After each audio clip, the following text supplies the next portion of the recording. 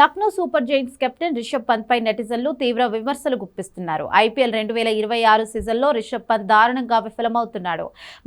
Match కు అతని ప్రదర్శన దిగజారుతోందే తప్ప మెరుగుపడడం లేదు. అటు బ్యాటింగ్ ఇటు కెప్టెన్సీలోనూ తడబడుతూ జట్టు ఓటమికి కారణమవుతున్నాడు.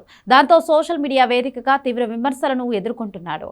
ఇప్పటి వరకు ఆడిన 9 మ్యాచ్ల్లో రిషబ్ పంత్ 24.50 సగటు, 128.30 స్ట్రైక్ రేట్తో 204 పరుగులే చేశాడు. ముఖ్యంగా జట్టుకు అవసరమైన సందర్భాల్లో చేతులెత్తేస్తున్నాడు. సోమవారం వాంఖడే వేదికగా జరిగిన మ్యాచ్లో రిషబ్ పంత్ బ్యాటింగ్ వైఫల్యం లక్నో సూపర్ జైంట్స్ విజయావకాశాలను దెబ్బతీసింది. నికోలస్ పూరన్, మిచెల్ మార్ష్ అందించిన విధ్వంసకర ఆరంభాన్ని పంత్ కొనసాగించలేకపోయాడు. అతని వైఫల్యం ఇతర బ్యాటర్లపై ప్రభావం చూపింది. దాంతో 240+ రన్స్ చేయాల్సిన లక్నో సూపర్ జైంట్స్ 229 పరుగులకే పరిమితమై ఓటమి పాలైంది. ఐపీఎల్ చరిత్రలోనే అత్యధిక ధర 27 కోట్లు పెట్టి కొనుగోలు చేసిన సంజీవ్ గోయాంకాను రిషబ్ పంత్ నట్టేట ముంచేశాడు. ఐపీఎల్ 2025 సీజన్తో పాటు ఈ సీజన్లోనూ పంత్ దారుణంగా విఫలమవుతున్నాడు. ఈ క్రమంలోనే రిషబ్ పంత్ను జట్టు నుంచి తప్పించాలని సంజీవ్ గోయాంకాకు నెటిజన్లు విజ్ఞప్తి చేస్తున్నారు.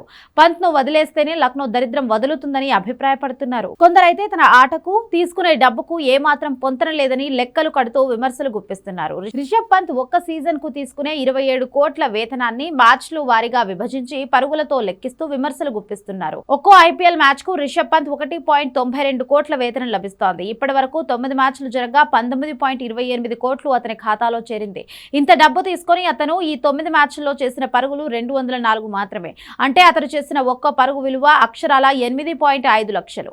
ఇదే విషయాన్ని ప్రస్తావిస్తూ నెటిజన్లు పంత్ పై మండిపడుతున్నారు. నీ ఒక్క పరుగు విలువతో చిన్నపాటి ఇల్లు కట్టుకోవచ్చని కొందరు సెటైర్లు కూడా పేలుస్తుంటే, మరికొందరు పంత్ వల్ల గోయాంకా సార్కు గోచి కూడా మిగిలేలా లేదని ఘాటు వ్యాఖ్యలు చేస్తున్నారు.